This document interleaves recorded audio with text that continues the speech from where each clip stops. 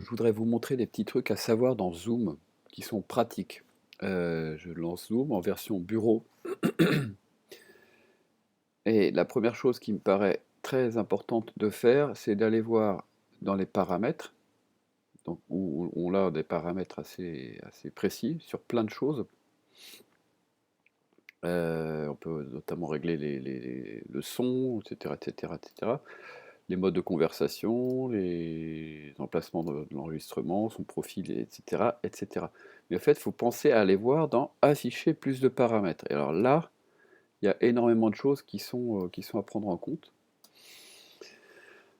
Je me connecte systématiquement avec Google, ce qui simplifie les choses puisque je suis déjà connecté par ailleurs avec ce navigateur-là qui est spécialement dédié au travail. Donc là, vous avez tous les paramètres qui sont à mon avis utiles. En particulier, certains paramètres qui m'ont permis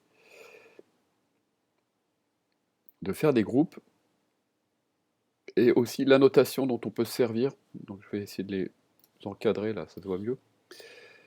Ça, je l'ai activé et on peut la désactiver en cours de route. Le tableau blanc aussi, je l'ai activé juste en dessous. Alors ça marche plus. Ah bah oui, je suis en train de coincer mon fil de sur ma souris. Donc le tableau blanc. Et voilà. Pour éviter les problèmes d'élèves qui se renomment, je crois qu'il y a une option qui permet de l'empêcher normalement. Ça, c'est pas mal. Les salles de petits groupes, c'est super pratique. Et là, je pense que je vais essayer de l'utiliser de plus en plus, puisqu'on va essayer normalement de le faire. J'ai désactivé les arrière-plans virtuels, mais je crois que ça marche pas forcément. Voilà, d'identifier les participants, je crois que ça c'est utile. Et je crois qu'à un moment donné, on doit pouvoir également empêcher les participants de se renommer. J'essaie de le trouver. Ça veut pas. CTRL F, renommer. Non, bon, je sais plus où c'est, mais si on cherche bien, on voit que par exemple, ça empêche les gens de se donner un autre nom en cours de réunion ou des choses comme ça. Bref, pour la faire courte, il faut vraiment aller voir dans les paramètres spécifiques de Zoom. Et une fois que c'est fait, eh ben, on a accès à des choses très pratiques. Alors, exemple, je fais une réunion virtuelle avec moi-même. Si je suis connecté, je peux diviser en sous-groupes parce que je l'ai activé. Donc ça, c'est pratique parce qu'on va pouvoir créer des salles virtuelles. Donc je trouve que pour créer des groupes, on va attribuer un certain nombre de salles à un certain nombre d'élèves. Et là, on peut très bien les laisser travailler, faire autre chose pendant ce temps-là. Et puis après, on peut passer, entre guillemets, dans chaque groupe, vérifier comment ça se passe. Donc on crée les salles et après on les attribue.